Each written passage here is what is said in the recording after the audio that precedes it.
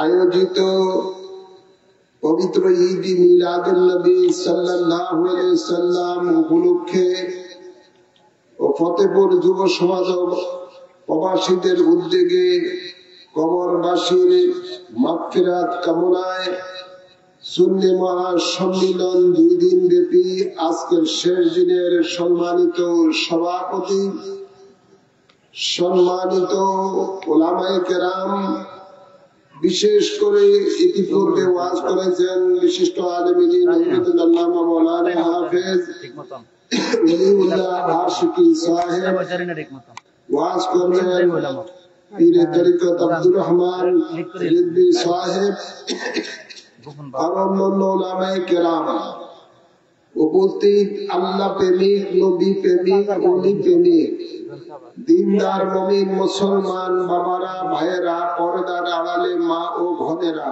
আসসালামু আলাইকুম ওয়া রাহমাতুল্লাহি ওয়া বারাকাতুহু। আসুন আমরা মহান রব্বুল ইজ্জতের দরবারে শুকরিয়া আদায় করি, যিনি আমাদের সকলকে গরমের মাঝে কুরআন সুন্নাহর আলোচনা শোনার জন্য উক্ত জান্নাতের বাগানে আসার বসার তৌফিক দান করেছেন। এজন্য সকলে শুকরিয়া দান করি আলহামদুলিল্লাহ। অসংখ্য অসংখ্য দুরূদ ও সালাম পেশ করছি আজকের এই মাহফিল থেকে ওই নবীর কদম মোবারকে, যে নবীর সম্বন্ধে আল্লাহ বলেন লাউলা কালামা খালাকতুদ দুনিয়া। ও বন্ধু আমার, আপনাকে যদি সৃষ্টি না করতাম আমি এই দুনিয়া বলি সৃষ্টি করতাম না। সুবহানাল্লাহ বলতেন না? ওই নবীর কদম মোবারকে আজকের মাহফিল থেকে অসংখ্য অসংখ্য দুরূদ ও সালাম পেশ করছি, যে নবীর সম্বন্ধে আল্লাহ ঘোষণা দিচ্ছেন লাউলা কালামা খালাকতুল আফলাক। ও বন্ধু আমার, আপনাকে যদি আমি সৃষ্টি না করতাম তাহলে আমি 7 আসমান সৃষ্টি করতাম না।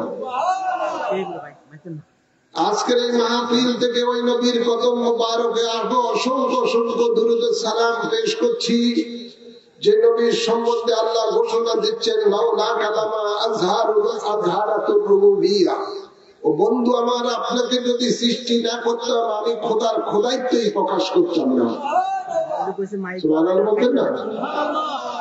যে নবীকে আল্লাহ তার নিজ নূর দ্বারা সৃষ্টি করেছেন, যে নবীর নূর দ্বারা আল্লাহ সমগ্র সৃষ্টি জগৎকে সৃষ্টি করেছেন, যে নবীকে আল্লাহ তাবারক ওয়া তাআলা ইলমে গায়েব দান করেছেন, যে নবীকে আল্লাহ তাবারক ওয়া তাআলা হাজির ও নাজির করে প্রেরণ করেছেন, যাকে আল্লাহ খাতুমুন নবীয়িন করে প্রেরণ করেছেন, যাকে আল্লাহ ইমামুল আম্বিয়া করে প্রেরণ করেছেন, যাকে আল্লাহ মাসুম করে প্রেরণ করেছেন। সুবহানাল্লাহ বলেন না?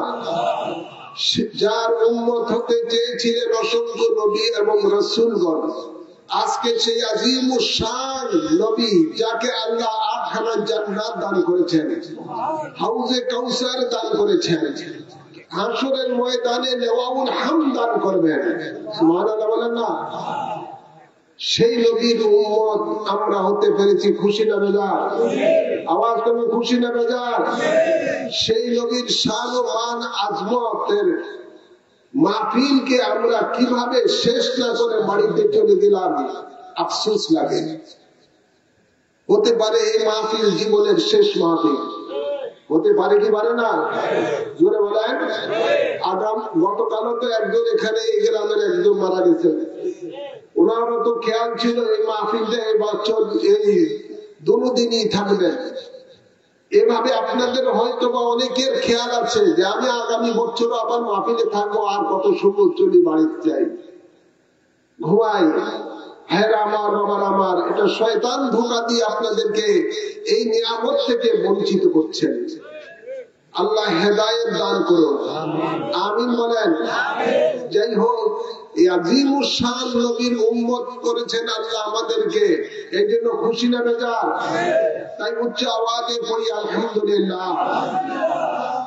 সাথে সাথে আরো অসংখ্য দুরূদ ও সালাম পেশ করছি পাক পাঞ্জাতনের কদম মোবারকে।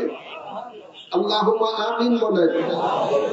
হ্যাঁ আমার, আমি খুব অল্প সময় কিছু কথা বলবো, আমার পরে আমার যিনি আছেন তিনি আপনাদের সামনে ওয়াজ করে হয়তো বা মাহফিল সমাপ্ত করবেন। শরীর অসুস্থতার দিক আরো আগে মাইল ধরার খেয়াল ছিল, কমিটি আমাকে শেষে দিয়েছেন, এই জন্য যাই হোক বেশি আলোচনা করতে পারবো না। যতটুকু আলোচনা করবো কোরআন ও সুন্নাহর আলোকে আলোচনা করব। আল্লাহ তৌফিক দান করুন, আমিন বলেন। আমরা যারা দুনিয়াতে আছি আমাদের জীবনে মরণ আছে না নাই? জোরে আওয়াজ করে বলেন। মরণ দিবেন কে? আমাদের হায়াতের মালিক কে? মওতের মালিক আল্লাহ। আমার কুল্লু নাফসিন যায়কাতুল মাউত, সকল প্রাণীকে মৃত্যুর স্বাদ গ্রহণ করতে হবে। ये दुनिया मुसाफिर खाना, आज आना कल जाना। এই দুনিয়ার জিন্দেগিটা একটা মুসাফিরের জিন্দেগি, আজ এসেছি কাল চলে যাব। তো আল্লাহ তাবারক ওয়া তাআলা কোরআনে পাকে বলেন, বান্দা আমার এই দুনিয়া থেকে যখন বিদায় নিবা, বিদায় নেওয়ার পরে আমার কাছে আমার আদালতে তোমাকে হাজিরি দিতে হবে। সেই হাজিরি দেওয়ার পূর্বে তোমাদেরকে নসিহত করতেছি, তোমরা যারা দুনিয়াতে আছো তোমরা যাওয়ার আমার কাছে হাজিরি দেওয়ার পূর্বে তোমরা কিছু আমল করো। তোমরা আমল করো। কি আমল করো? আল্লাহ বলেন, ফামান কানা ইয়ারজু লিকা রাব্বিহি ফালিয়ামাল আমালান সালিহান। সুবহানাল্লাহ বলেন। তোমরা যারা আমি আল্লাহর সাথে দেখা করার ইচ্ছা রাখো, আল্লাহ বলেন তোমরা আমল করো, নেক আমল। সুবহানাল্লাহ বলেন। কি আমল? জোরে বলুন না, কি আমল? নেক আমল হলো কি? নেক আমল হলো লাকাদ কানা লাকুম ফি রাসূলিল্লাহি উসওয়াতুন হাসানাহ। সুবহানাল্লাহ বলেন। নেক আমল হলো আল্লাহ বলেন নিশ্চয়ই তোমাদের জন্য রয়েছে আমার রাসূলের মাঝে শ্রেষ্ঠ আদর্শ। রাসূলের পাকের আদর্শকে অনুসরণ অনুকরণ করাই হলো নেক আমল। রাসূল পাক সাল্লাল্লাহু আলাইহি সাল্লামের আদর্শের মধ্যে নামাজ আছে না নাই? জবান বলেন আছে না নাই? মাহে রমজানের রোজা আছে না নাই? যাকাত আছে না নাই? হজ আছে না নাই? টুপি আছে না নাই? দাড়ি আছে না নাই? মিসওয়াক আছে না নাই? সব কিছু রয়েছে। রাসূল পাক সাল্লাল্লাহু আলাইহি সাল্লামের আদর্শ কি? মা আয়েশা সিদ্দিকা রাদিয়াল্লাহু তাআলা আনহা বলেন, হে নবীর উম্মতরা, আমার নবীর আদর্শ কি জানো? আমার নবীর আদর্শ হলো কোরআন। সুবহানাল্লাহ বলেন না? নবীর আদর্শ হলো কোরআন। আর এই কোরআন কার কালাম? জবান খুলে বলেন, কার কালাম? এই কোরআন হলো আল্লাহর কালাম। যালিকাল কিতাবু লা রাইবা ফীহি হুদাল লিল মুত্তাকিন। এই কোরআন হলো আল্লাহর কালাম, এর মধ্যে কোনো সন্দেহ নাই। আর এই কোরআন তাদেরকে হেদায়েতের পথ দেখাবে যাদের অন্তরে তাকওয়া আছে। সুবহানাল্লাহ বলেন না? ভাইরা আমার, বাবারা আমার, খুব খেয়াল করে শুনুন। রাসূল পাক সাল্লাল্লাহু আলাইহি ওয়াসাল্লামের জিন্দেগি আমাদের হলো বন্দেগী। রাসূল পাকের জিন্দেগি হলো আমাদের জন্য বন্দেগী। রাসূল পাক সাল্লাল্লাহু আলাইহি ওয়াসাল্লাম এমন কোন দিক নাই যে দিকের দিক নির্দেশনা উম্মতকে দিয়ে যান নাই। নবী পাক সাল্লাল্লাহু আলাইহি সাল্লাম বলেন বিদায় হজের ভাষণে নবী বলেন, উম্মত আমি তোমাদেরকে দুইটি জিনিস দিয়ে যাচ্ছি, এই দুইটি জিনিসকে যদি তোমরা অনুসরণ অনুকরণ করো কখনো পথভ্রষ্ট হবে না। এর একটি হলো আল্লাহর কালাম কোরআন, আরেকটি হলো আমার জীবন আদর্শ। সুবহানাল্লাহ বলেন। এই দুইটি জিনিসের মধ্যে মানব জাতির জন্ম থেকে মৃত্যু পর্যন্ত যত দিক আছে সর্বদিকের দিক নির্দেশনা আল্লাহ রাসূল দিয়ে গেছেন। দুঃখজনক হলো সত্য, আজকে আমরা মুসলমান বহুত আছি বাংলা জমিনের মধ্যে, কিন্তু খাঁটি ইমানদার মুসলমানের বড় অভাব। এই দুইটি জিনিস থেকে মুসলমান আজকে দূরে সরে গেছে।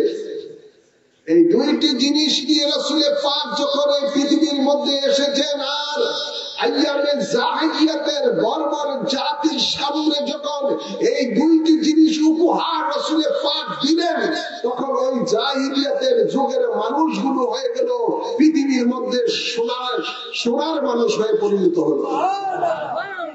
ঠিক না ঠিক? হ্যাঁ আমার সেই বর্বর জাতির মানুষগুলো এমন মানুষ হয়ে গেছে যারা এই দুইটি জিনিসকে জীবনের মধ্যে ধারণ করেছেন।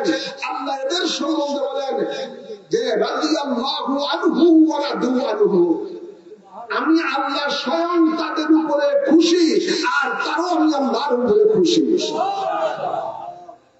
আমরা আল্লাহকে খুশি করতে চাই কি চাই না? জোরে বলেন। হ্যাঁ আমার যারা যাদের উপরে আল্লাহ খুশি, যাদেরকে আল্লাহ তাবারক ওয়া তাআলা জান্নাতি বলে ঘোষণা দিয়েছেন তার হাবিবের মাধ্যমে, সেই ব্যক্তিদের ব্যাপারে আল্লাহর নবী বলেন উম্মত, আমার সাহাবীরা হলো as-সাহাবী কান-নুজুম বিআইহি ইবতিদাইতি লিহিদাইতি। আল্লাহ নবী বলেন উম্মত, যাদের উপরে আল্লাহ রাজি, আল্লাহ খুশি, এই সমস্ত ব্যক্তিদের ব্যাপারে নবী বলেন উম্মত, তারা যারা আমি রাসূলকে সচক্ষু দেখে আমি রাসূলের অনুকরণ করেছেন, ইত্তেবা করেছেন। আল্লাহ নবী বলেন উম্মত, কিয়ামত পর্যন্ত তোমাদেরকে নির্দেশ দিচ্ছি, আমার সাহাবীরা হলো তোমাদের জন্য আকাশের নক্ষত্র স্বরূপ। এদেরকে যদি তোমরা অনুসরণ করো হেদায়েত প্রাপ্ত হবে। তো ভাইরা আমার, বাবার আমার, সাহাবায়ে কেরামেরা রাসূল পাক সাল্লাল্লাহু আলাইহি সাল্লামকে পূর্ণাঙ্গ অনুকরণ করার কারণে আল্লাহ তাদের উপরে খুশি হয়ে গেছেন এবং নবীও তাদের উপরে খুশি হয়ে তাদেরকে জান্নাতি বলে ঘোষণা দিয়েছেন। বড় দুঃখজনক হলো সত্য, যে মানুষগুলো রাসূল পাকের অনুকরণ করার পরে, কবির খেয়াল করেন, যাদেরকে অনুকরণ করার পরে কেউ হয়ে গেছেন সিদ্দিকে আকবর, কেউ হয়ে গেছেন ফারুকে আজম, কেউ হয়ে গেছেন জিন্নুরাইন, কেউ হয়ে গেছেন মাওলা শেরে খোদা, কত রকমে ভূষিত হয়েছেন। পরবর্তীতে যারা এই মানুষ রাসূল পাকের এই রঙে রঙিন হয়ে গেছেন, কেউ হয়ে গেছেন গৌসুল আজম আব্দুল কাদের জিলানী, কেউ হয়ে গেছেন খাজা গরিবে নওয়াজ, কেউ হয়ে গেছেন আপনার মাহবুব সুবহানী, কেউ হয়ে গেছেন কুতুবে রব্বানী। কত রঙে রঙিন হয়েছেন, কত রকমে ভূষিত হয়েছেন। আজকে আমরা মুসলমান দাবি করি, বাংলার জমিনের শতকরা নিয়ে আপনার 92% বা 90% মুসলমান। এই মুসলমান গুলো আজকে এমন করে এই দুইটি জিনিসকে ছেড়ে দেওয়ার কারণে আজকে দেখা যাচ্ছে বাংলাদেশটা দিন যেন আইয়ামে জাহিলিয়াতের বর্বরতার যুগকে পর্যন্ত হার মানিয়ে দিচ্ছে। ঠিক না ভাই? জোরে বলেন। আগেকার মানুষের আইয়ামে জাহিলিয়াতের যুগের মানুষেরা যাদের দুনিয়াতে জীবিত আছে, এদের অনেকের জানের নিরাপত্তা ছিল না। আর এখন বর্তমানে আমরা দেখতে পাই যে মানুষগুলো মরে গেছে, মরার পরও তার লাশের নিরাপত্তা নাই। কি বলেন? লাশের নিরাপত্তা নাই। তাদের তো কবর থেকে টেনে এনে পিটিয়ে আবার পেট্রোল ঢেলে উড়িয়ে দেওয়া হচ্ছে। কি ধরনের মুসলমান আমরা? যারা এই কাজগুলো করেছে এদের মুখে দাড়িও আছে, টুপিও আছে, জুব্ব আছে, নবীর সুন্নত আছে, আছে না নাই? আবার মসজিদের ইমামতিও করে। আজকে আমরা মুসলমানের আইয়ামে জাহিলিয়াতের যুগে মানুষ তার জানের নিরাপত্তা ছিল না, মালের নিরাপত্তা ছিল না, নারীদের ইজ্জতের নিরাপত্তা ছিল না। আজকে আমরা দেখতে পাই বর্তমান সমাজের মধ্যে মুসলমানের দ্বারা আজকে মসজিদ নিরাপদ নাই। জোরে বলেন না? মসজিদ জ্বালিয়ে দেওয়া হচ্ছে, মসজিদের মধ্যে আপনার খারাপ কাজ করা হচ্ছে, ধর্ষণ করা হচ্ছে। আজকে মাদ্রাসাগুলো নিরাপদ নাই, সেখানের মধ্যে মানুষ, সেখানের মধ্যে আজকে শিশু বলাৎকার হচ্ছে, তাদেরকে মেরে ফেলা হচ্ছে। জোরে বলেন না? নারীদের ইজ্জতের নিরাপত্তা নাই। রাস্তায় হাঁটলে তাদের ইজ্জতের নিরাপত্তা থাকে না, মানুষের জানের নিরাপত্তা থাকে না। আমরা এমনও দেখেছি অনেক জায়গার মধ্যে বড় বড় হুজুররা স্লোগান দিয়ে মানুষকে বিভ্রান্ত করে।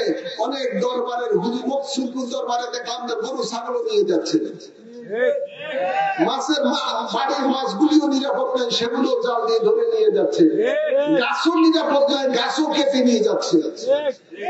বলেন না? তাই আমি জাহিলিয়াতের যুগে যা বর্বরতা ছিল সেই বর্বরতাকে পর্যন্ত হার মানিয়ে দিচ্ছে বাংলাদেশকে। কেন আজকে অবস্থা? তার কারণ একটাই, কোরআন সুন্নাহ থেকে তারা আজকে দূরে সরে গেছে। কোরআন সুন্নাহর আলোকে যদি মানুষগুলো চলতো তাহলে ওই মানুষগুলো হৃদয়ের মধ্যে আল্লাহর ভয় থাকতো। কার ভয়? জবান করে বলেন না, কার ভয়? আল্লাহ বলেন ইত্তাকুল্লাহা হাইসু ওয়াজাদতুম, তোমরা যেখানেই থাকো আমি আল্লাহকে ভয় করো। যদি আল্লাহর ভয় অন্তরে থাকতো যে আল্লাহ আমাকে দেখতেছেন, আল্লাহ বলেন যে নাহনু আকরাবু ইলাইহি মিন হাবলিল ওয়ারিদ, তোমাদের রগের থেকে আমি বেশি নিকটে রয়েছি। যদি আল্লাহর ভয় থাকতো তাহলে কখনো মানুষ এই ধরনের কাজ করতো জোরে বলেন, করতো না। অথচ আল্লাহ তাবারক ওয়া তাআলার দরবারে সকলকে হাজিরি দিতে হবে কি হবে না? জোরে বলেন। আল্লাহ কোরআনে পাকের সাথ করেন, তিলকা উম্মাতান কাদ খালাত লাহা মা কাসাবাত ওয়া লাকুম মা কাসাবতুম ওয়া লা তুসআলুনা আম্মা কানু ইয়ামালুন। আল্লাহ বলেন আমার আদালতে যেই দিন তোমাদেরকে উপস্থিত করাবো ওই দিন তোমাদের পূর্ববর্তী কারো সম্বন্ধে তোমাকে আমি জিজ্ঞাসা করব না, আমি শুধু তোমাকেই জিজ্ঞাসা করব তোমাকে দুনিয়াতে ৬০-৭০ বছর ৮০ বছর ১০০ বছর হায়াত দিয়েছি, কি কাজ করেছো? আজকে আমি আল্লাহর কাছে তার হিসাব দাও। হিসাব নিবেন কে? জবান খুলবেন, হিসাব নিবেন কে? এই জমিন কার? জবান খুলবেন, এই জমিন কার? এই রাজত্ব কার? কুলিল্লাহুম্মা মালিকাল মুলক, এই ঘোষণা দিয়েছেন কে? আল্লাহ দিয়েছেন। যিনি এই মুলকের মালিক, যার রাজত্বের মধ্যে আমরা রয়েছি, যিনি আমাদের রিজিকের মালিক, তার কাছে আমাদেরকে হাসরের ময়দানে হিসাব দিতে হবে। কেমন হিসাব? ফামান ইয়ামাল মিসকালা যাররাতিন খায়রান ইয়ারা ওয়া মান ইয়ামাল মিসকালা যাররাতিন শাররান ইয়ারা। হিসাব কিন্তু জানতেন হিসাব হবে না, ৬-৯ হিসাব হবে না। আল্লাহ বলেন যাররা যাররা তিল পরিমাণে দুনিয়াতে ভালো মন্দ তুমি যা করেছো এর হিসাব আমি আল্লাহর কাছে তোমাকে দিতে হবে। ঠিক না ঠিক? জোরে বলেন। হ্যাঁ আমার বাবার আমার, আজকে খেয়াল করেন, একটা হলো বন্দার হক, আরেকটা হলো একটা হকুল ইবাদ, আরেকটা হলো হকুল্লাহ, আল্লাহর হক। আল্লাহর হক যেমন আমাদের উপর আল্লাহ ফরজ করেছে নামাজ, রোজা, হজ, যাকাত ইত্যাদি। যদি আল্লাহর হক আমরা নষ্ট করি তাহলে আল্লাহ ইচ্ছা করলে আমাদেরকে শাস্তি দিতে পারেন, ইচ্ছা করলে আমাদেরকে ক্ষমা করে দিতে পারেন। এই এখতিয়ার কার? আল্লাহর এখতিয়ার, আল্লাহ ক্ষমা করে দিতে পারেন।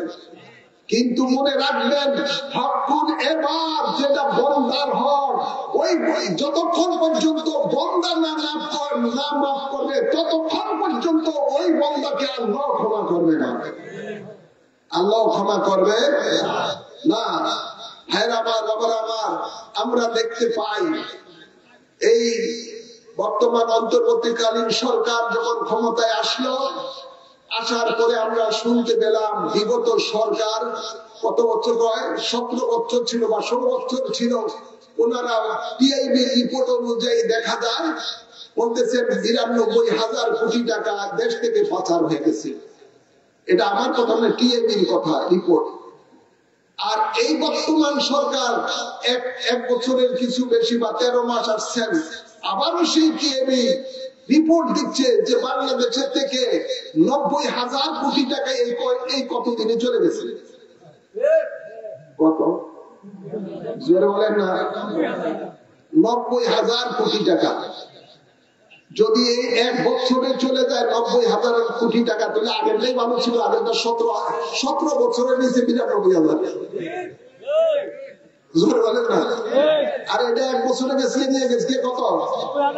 90,000 কোটি টাকা, বাংলাদেশের জনগণের টাকা।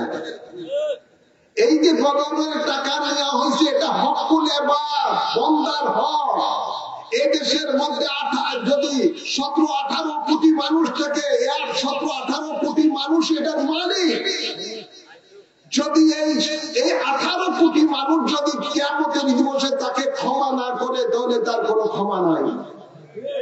ক্ষমা জরুরি না, কোনো ক্ষমা নাই।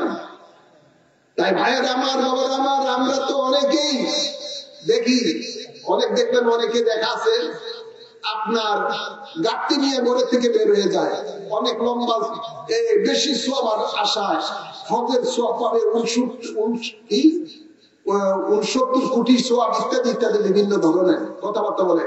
আমার দৃষ্টিকোণ থেকে বহু সরকারি কর্মকর্তা আপনার কি করে, তারা এই গাড়ি নিয়ে বের হয়ে যায়, যাওয়ার পরে ওদিক দিয়ে কি যে সরকার মাস শেষে বেতনও উঠায়, আবার গাড়ি নিয়ে বের হয়ে যায়। এই যে সে কাজ না করে গাড়ি নিয়ে বের হয়ে গেছে আল্লাহকে পাওয়ার জন্য, এই লোক কখনো আল্লাহকে পাবে না, যেহেতু সে এই 17 কোটির জনগণের হক মেরে বেতন উঠাইতেছে, খাইতেছ। কথা বলছেন না? ওর কখনো মাফ হবে না। এমনি ভাবে সরকারি টাকা কেউ যদি 1টি টাকাও যদি অন্যায় ভাবে জনগণের টাকা মেরে খায়, এই লোকের নামাজ বলেন, রোজা বলেন, হজ বলেন, যাকাত বলেন, টুপি বলেন, দাড়ি বলেন, কোন ইবাদত আল্লাহর দরবারে কবুল হবে না, কোন কাজে আসবে না যদি এই বন্দাটাকে না মাফ করে। খেয়াল করতে হবে, আল্লাহর ভয় আমাদেরকে রাখতে হবে। মনে রাখবেন একটি কথা, রাসূল পাক সাল্লাল্লাহু আলাইহি সাল্লাম যখন দুনিয়া থেকে বিদায় নিবেন, অসুস্থ, তখন আল্লাহর হাবিব বলেন, হে আমার সাহাবীরা, তোমরা কেউ যদি আমার কাছে কোনো কিছু পাওনা থাকো তাহলে আমাকে বলো, আমি তোমাদের এই পাওনা পরিশোধ করে যাব, যাতে করে হাসরের ময়দানে আমাকে আল্লাহর কাছে জবাবদিহি না দিতে হয়। হ্যাঁ আমার, বাবার আমার, এক সাহাবী দাঁড়িয়ে ওঠেন, হুজুর আমি ইয়া রাসূলুল্লাহ সাল্লাল্লাহু আলাইহি ওয়াসাল্লাম, আপনার উপরে আমার হক আছে, আমি এই হক চাই। কি হক? ইয়া রাসূলুল্লাহ সাল্লাল্লাহু আলাইহি ওয়াসাল্লাম, উহুদ যুদ্ধের সময় আপনি ওটের উপরে ছিলেন, ওই সময় ওটকে দ্রুত চলার জন্য আপনি ওটের উপরে ওটকে আপনার রশি দিয়ে আপনি তাকে আঘাত করেন, পিছনে আমি ছিলাম, আপনার ওই রশির আঘাতটা আমার পিঠের মধ্যে লাগছে। এটা অনিচ্ছাকৃত ভাবে আল্লাহ নবীর পিছনে ছিলেন, বিদায় ওকে দড়িটা তার পিছনে রেখেছে, আমার এটা হক হয়েছে। তো এখন কি করতে হবে? ইয়া রাসূলুল্লাহ সাল্লাল্লাহু আলাইহি ওয়াসাল্লাম, আমাকে যেভাবে আপনি আমার পিঠে যেভাবে বাড়ি পড়ছে, আপনাকে আমি আজকে সেই বাড়ি দিতে চাই, তাহলে হক পরিশোধ হবে। নবী বলেন, হ্যাঁ ঠিক আছে, আমি তোমার এই হক পূরণ করতে চাই, হাসরের ময়দানে যেন আমি আল্লাহর কাছে জবাবদিহি না দিতে হয়। সাহাবীরা রোনাজারি শুরু করে দিলেন, আর তাকে বললেন, নবীর সাহাবী, আমার নবীর উপরে তুমি আঘাত করো না, যত রকমের আঘাত আছে নবীর পক্ষ থেকে আমার পিঠে দাও, আমাদের পিঠে দাও, আমরা সেটা সইব, আমরা সেটা মাথা পেতে নিব। তারা বললেন, না এটা হতে পারে না, আমি নবীর আপনার এই শরীর আঘাত আমার পিঠে লাগছে, আমার এই প্রতিশোধ আমি নবীর উপরেই দিব।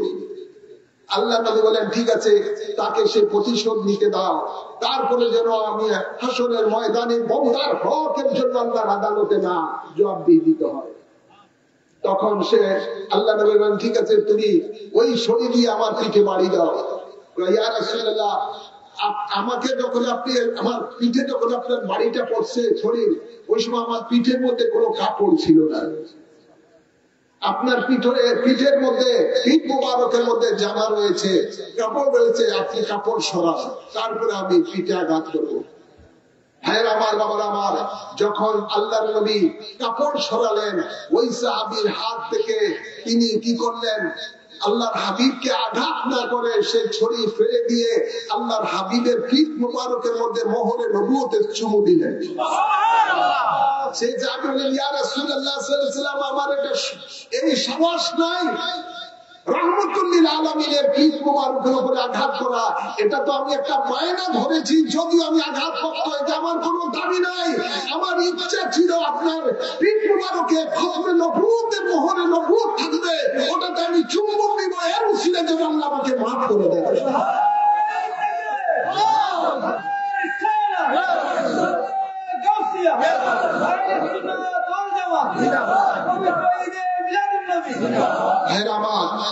এটা রাসূল পাক সাল্লাল্লাহু আলাইহি ওয়াসাল্লাম উম্মতকে শিক্ষা দিয়ে গেছেন যে উম্মত আমার এই পৃথিবী থেকে যাবার পূর্বে তুমি বান্দার হক যদি থাকে সেটা তোমরা মিটিয়ে যাও। হাসরের ময়দানে কেউ কাউকে চিনবে না, মা সন্তানকে চিনবে না, সন্তান মাকে চিনবে না, বাপ সন্তানকে চিনবে না, সন্তান বাপকে চিনবে না, ভাই ভাইকে চিনবে না, স্ত্রী স্বামীকে চিনবে না, কেউ কাউকে চিনবে না, প্রত্যেকে নাফসি নাফসি করতে থাকবে। আজকে কথা বলার উদ্দেশ্য হলো কবরবাসীর স্মরণে আজকের এই মাহফিল তাদের ইসালে সওয়াবের নিয়ত করে এই কবরে আপনার আমার সবাইকে যেতে হবে। হবে কি হবে না? জোরে বলেন, হবে কি হবে না? তাই আপনাদের সকলকে বলবো, কবরে যাওয়ার পূর্বে বান্দার হক যদি থাকে সেই বান্দার হক দুনিয়াতে থেকেই আদায় করে যান। মরার পরে যে আদায় করবেন আপনার সন্তান, এটার কোনো গ্যারান্টি আছে? জোরে বলেন, কোনো গ্যারান্টি আছে? কোনো গ্যারান্টি নাই। তাই আপনাদের সকলকে এটাই বলবো, আখিরাতকে স্মরণ করুন, আখিরাতকে স্মরণ করুন। যে আখিরাতকে ভয় করে দুনিয়াতে চলেছে, আখিরাতে তার কোনো ভয় নাই। আর দুনিয়াতে যারা আখিরাতকে ভয় করে নাই, দুনিয়াতে বেপরোয়া চলেছে, তার আখিরাতে ভয় আছে, কবরে ভয় আছে, মিজানে পুলসিরাতে ভয় আছে। আপনাদেরকে দুটি আমি নসিহত করবো, ভাইরা আমার, বাবারা আমার, আমাদেরকে ঈমান ঠিক রাখতে হবে। সূরা আসরের মধ্যে আল্লাহ বলেন, ওয়াল আসর ইন্নাল ইনসানা লাফি খুসর। আল্লাহ বলেন আসরের ওয়াক্তের কসম, সমস্ত মানুষগুলো বরবাদে যাবে, জাহান্নামে যাবে। পরক্ষণে আল্লাহ বলেন, ইল্লাল্লাযীনা আমানু ওয়া আমিলুস সালিহাত, কিন্তু তারা ধ্বংস হবে না, জাহান্নামে যাবে না, যারা ঈমান আনার পরে নেক আমল করেছে। কি আমল? জোরে বলুন না, কি আমল? নেক আমল করেছেন। আমাদেরকে নেক আমল করে যেতে হবে। এটাই হলো আপনার পরকালের সম্পদ। কোন সম্পদ, দুনিয়ার কোন সম্পদ আপনার কবরে যাবে না, আখিরাতে যাবে না। ওই সম্পদই আপনার কবরে যাবে, আখিরাতে কাজে আসবে। সেই সম্পদটা হলো নেক আমল। কি আমল? আর এই নেক আমল আল্লাহর দরবারে তখনই কবুল হবে যদি আপনার ঈমান ঠিক থাকে। কি ঠিক থাকে? জোরে বলুন না, কি ঠিক থাকে? ঈমান ঠিক, নেক আমল ঠিক। ঈমানের মধ্যে যদি ত্রুটি থাকে, কোন নেক আমলে কাজ লাগবে না। আল্লাহ বলেন, আমিলাতুন নাসিবাতুন তাসলা নারান হামিয়া। অনেক আমলধারীদেরকে আমি হামিয়া নামক জাহান্নামে নিক্ষেপ করব। নাউযুবিল্লাহ বলেন না। আপনার নামাজ, রোজা, হজ, যাকাত, টুপি, দাড়ি, জিকির, আজকার, জুব্বা, কাপড় সবকিছু আপনার আল্লাহর দরবারে কবুল হবে যখন আপনার ঈমান ঠিক থাকবে। যত জায়গায় আল্লাহ ঈমান আমলের কথা বলেছেন, তার পূর্বে আল্লাহ ঈমানের কথা বলেছেন। আর সেই ঈমানটাই হলো আহলে সুন্নাত ওয়াল জামাতের আকীদা। আহলে সুন্নাত ওয়াল জামাতের আকীদা, এটাই হলো ইসলামের সঠিক রূপরেখা। এই আহলে সুন্নাত ওয়াল জামাতের আকীদা মানুষের হৃদয় থেকে উঠানোর জন্য বাংলার জমিনে ৭২ দল জাহান্নামী ফেরকারা কাজ করে যাচ্ছে।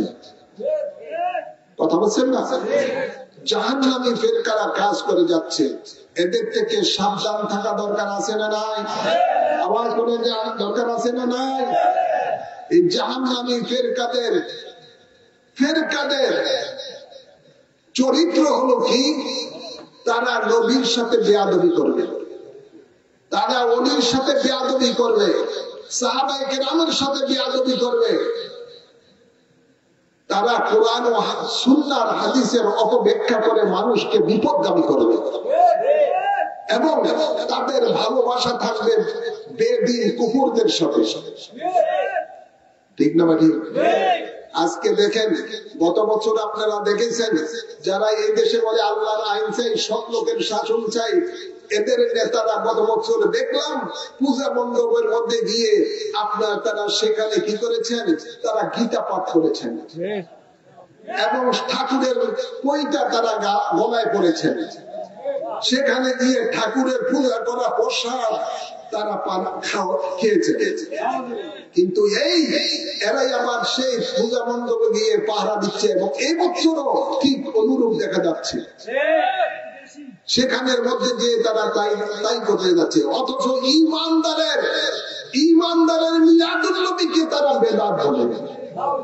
ইমানদার যখন মিলাদুল নবী পালন করে, জশ্নে জুলুস পালন করে, তখন তাদের বিরুদ্ধে তাদের ফতোয়া আসে। ইমানদারেরা যখন আল্লাহর ওলিদের উরুস করে, উরুসের ফাতিহা দেয়, তখন এটার বিরুদ্ধে তারা ফতোয়াবাজি করে। আছে না নাই? ওলি আল্লাহর বিরুদ্ধে তারা ফতোয়াবাজি করে। তো এদের নবী বলেন যে আমার উম্মতের একটা সময় আসবে এমন যে আমার উম্মতের মধ্যে কিছু লোক এই শিরকের সাথে, কুফরের সাথে, মূর্তি পূজারীদের সাথে মিশে যাবে এবং তাদের সহযোগিতা তারা করবে। আজকে আমরা বর্তমানে তাই দেখতে পাই। ওদের সাথে ইহুদিদের সাথে সম্পর্ক, ওদের সাথে আপনার নাসারাদের সাথে, খ্রিস্টানের সাথে সম্পর্ক, ওদের সাথে হিন্দুদের সাথে সম্পর্ক, বিধর্মীদের সাথে তাদের সম্পর্ক, আর ইমানদারের সাথে তাদের হবে দুশমনী। ঠিক না ভাই? ইমানদারের সাথে তাদের দুশমনী। এদের ব্যাপারে সজাগ থাকতে হবে আমাদেরকে। এরা বহু সুন্দর সুন্দর কথা বলে বলে আপনাদের সামনে আসবে, সামনে ভোটের জন্য। কথা বলছেন না? এদের কিন্তু খেয়াল রাখতে হবে, এরকম বোতলের উপরে মধুর লেবেল, ভিতরে কিন্তু বিষ, ভিতরে বেঈমানি, উপরে উপরে দেখবেন ইমানদারি। এদের ব্যাপারে সাবধান থাকতে হবে। সুন্দর সুন্দর এরা কথা বলবে আর মানুষকে বিপদগামী করবে। আল্লাহর হাবিব এদের ব্যাপারে বলেছেন যে আমার উম্মতের এমন একটি সময় আসবে, ইমানদারের লেবাস থেকে ওই সমস্ত মুনাফিকদের লেবাস সুন্দর হবে।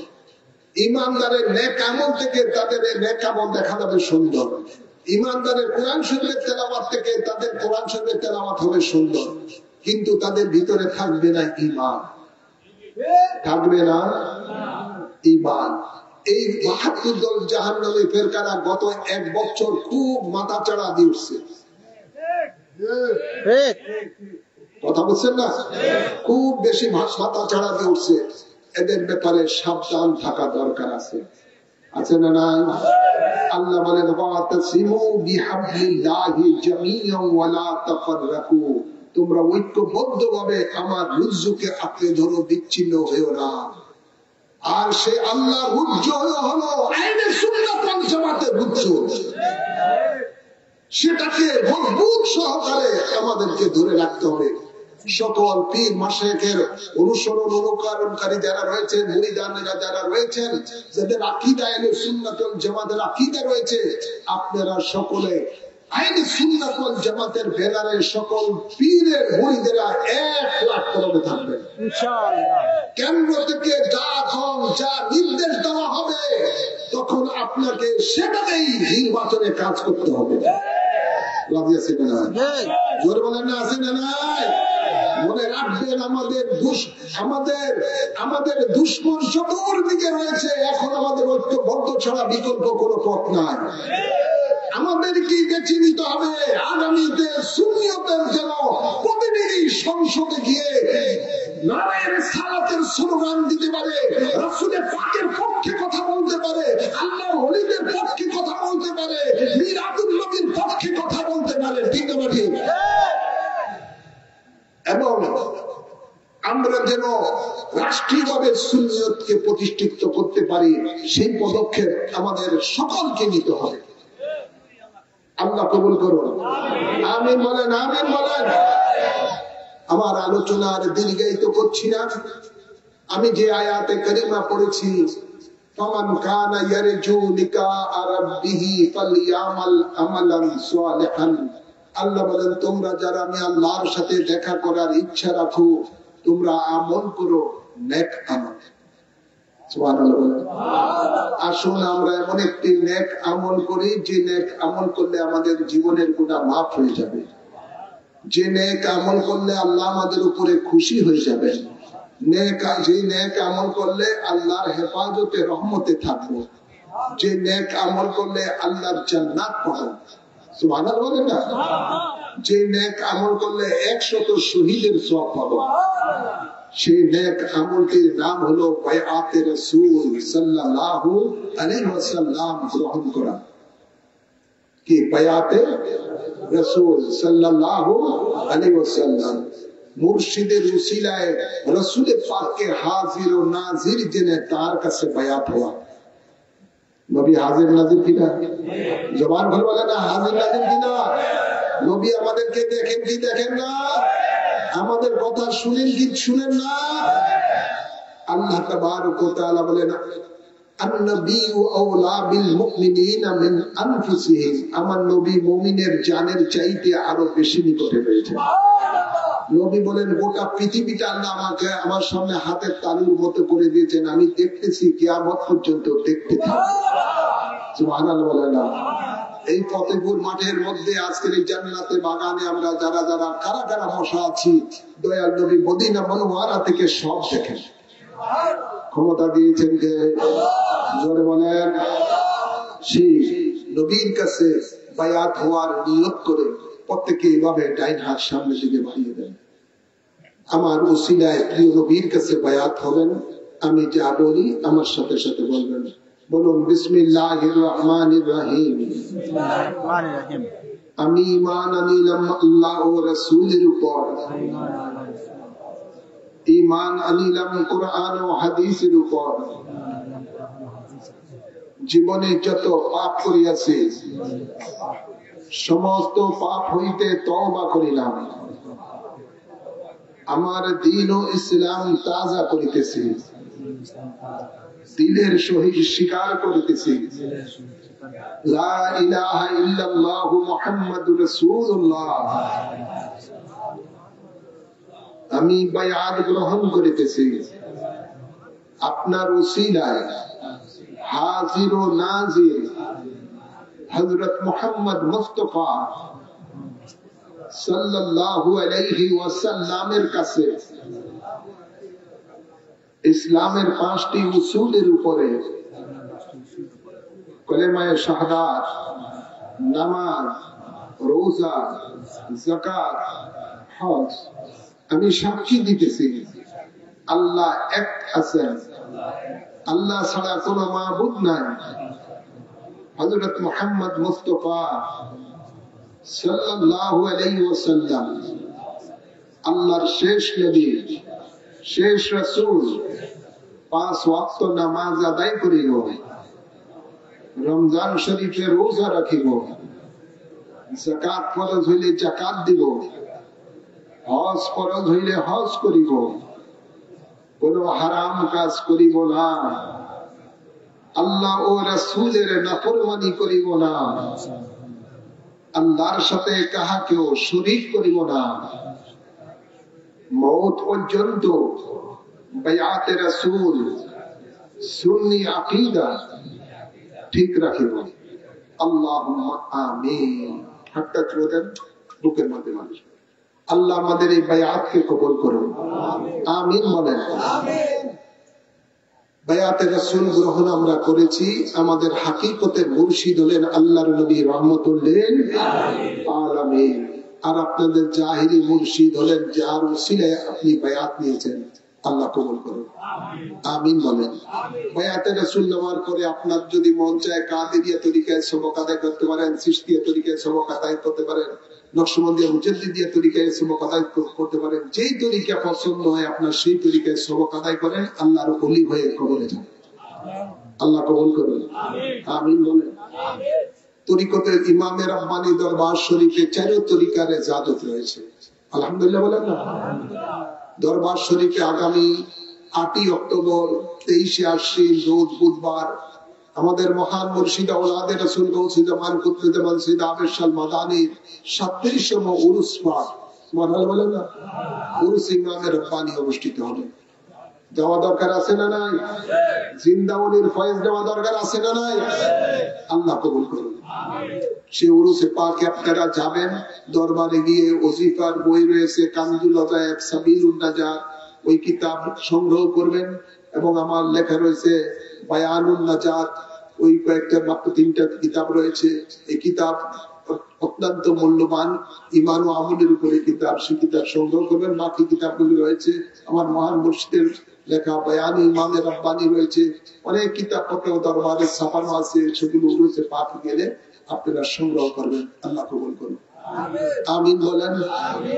আমি আর আলোচনা দীর্ঘায়িত করছি না, এখানে সমাপ্ত করছি। মুক্তসর একটু নাজাত করছি। আল্লাহুম্মা আমিন।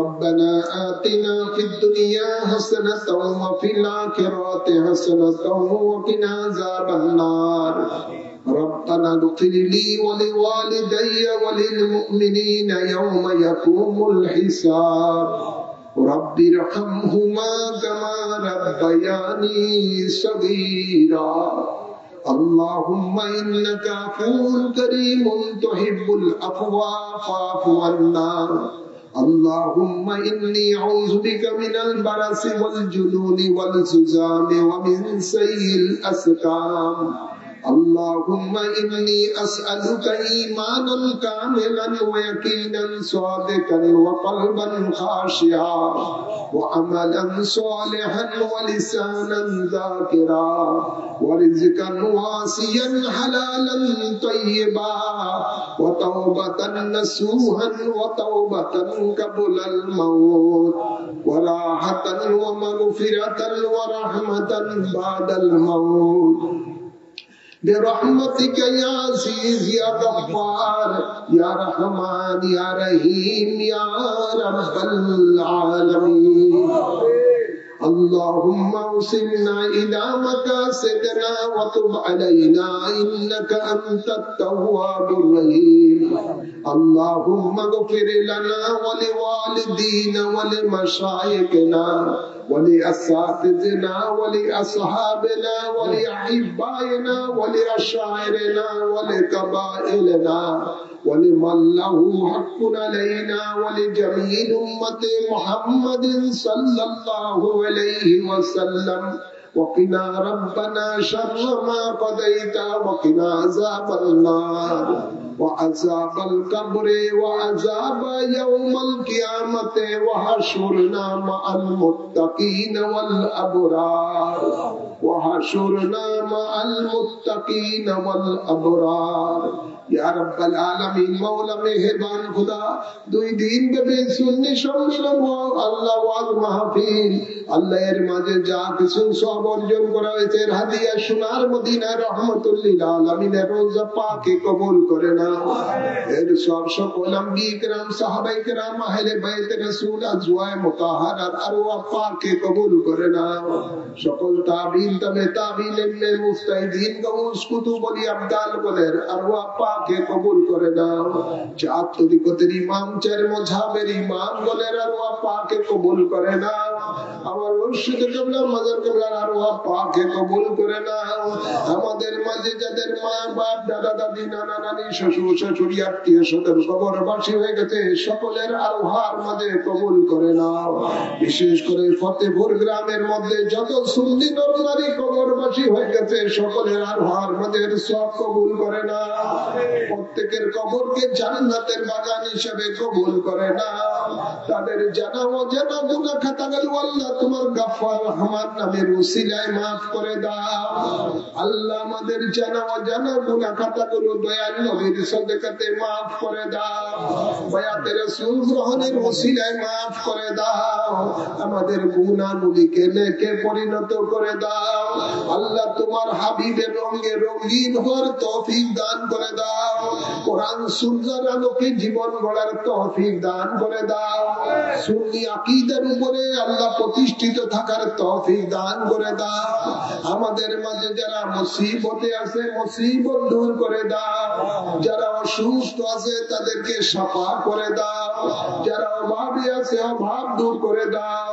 আল্লাহ অনেক প্রবাসী বাবারা রয়েছেন, এই দেশের অনেক ছেলে সন্তান আল্লাহ ভাই ব্রাদারেরা বিদেশে রয়েছেন, আল্লাহ সকলকে বিপদ আপদ থেকে হেফাজত করো।